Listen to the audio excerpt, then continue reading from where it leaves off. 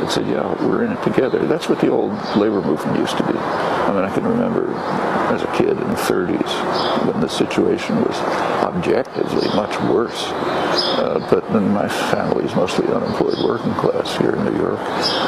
But there was a sense of hopefulness, largely because of the labor organizing, which not only provided benefits to the people involved, but also made them part of something in which we can work together. The term solidarity wasn't just a vacuous term. And to rebuild that kind of thing, sort of, even if it's in small pieces of the society, can become very important. It can change the conception of how a society ought to function. There's this whole issue of the posse comitatus, which most people agree with this act that U.S. soldiers should not be marching in the streets of the United States. But do you think authorities are getting around this now by militarizing the police, the kind of response we're seeing to the Occupy encampments all over this country? And, well, we'll see what happens as the protests build around the Democratic and Republican conventions, NATO, that's happening in Chicago and beyond. Look, power systems don't say thank you and disappear. Of course they're going to respond. And they'll respond in various ways. I mean, what's happening now is wrong, but we ought to bear in mind that it's nothing like what happened in the recent past. So, for example, we don't have COINTELPRO. Remember, not many years ago, the National Political Police, the FBI, was organizing Gestapo-style assassinations of organizers like Fred Hampton. Totally undermined the new left. They tried to destroy the women's movement. They were all over the place. That's mostly the black movements are just pulverized by government repression. Well, what's happening now is bad, but it's not that. Sure, but there's going to be responses. And that's not the only case, after all. I mean, the part, you look at Obama's programs, the part that really did surprise me, and I don't frankly understand it, is his attack on civil liberties, which is extreme. He's gone beyond Bush. Some of the worst cases aren't even discussed. Like I think one of the worst cases is the Supreme Court case Holder, the Humanitarian Law Project, which was initiated by the Obama administration, brought to the court by the administration, argued for the government by Elena Kagan, his latest Supreme Court appointee. Now, if you look at the decision, it was kind of welcomed by even the right-wing justices didn't accept all of it, but they accepted part of it.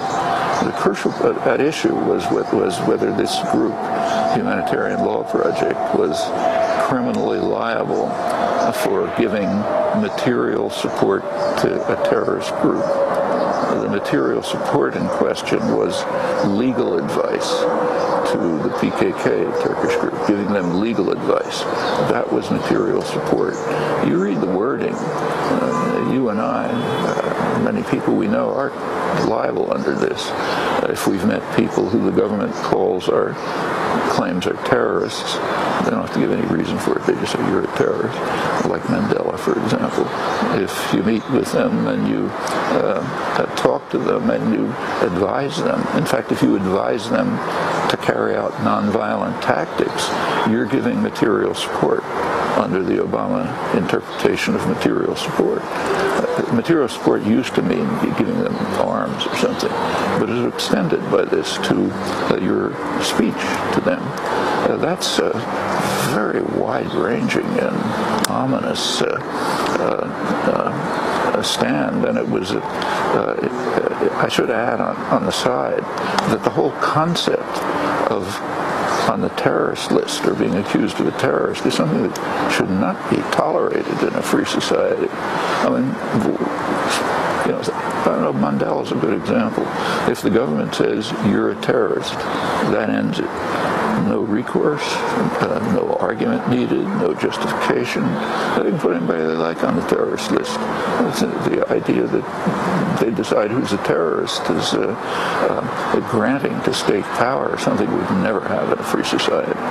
So not only is that, should that be intolerable, and that's of course not Obama, it goes way back, but extending the notion of material support to discussions with them, or advice to them, or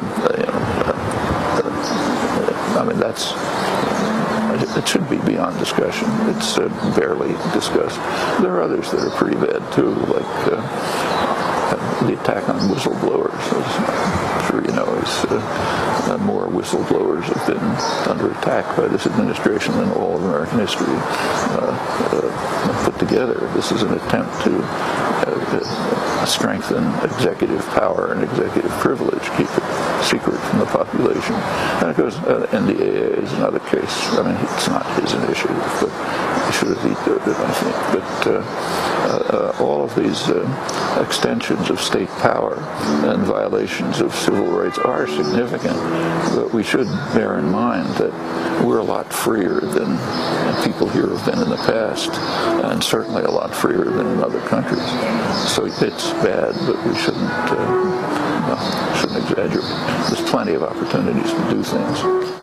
MIT professor Noam Chomsky. If you'd like a DVD of today's show, you can go to our website at democracynow.org. Coming up, he speaks about WikiLeaks, the assassination of bin Laden, Occupy Latin America, and what gives him hope.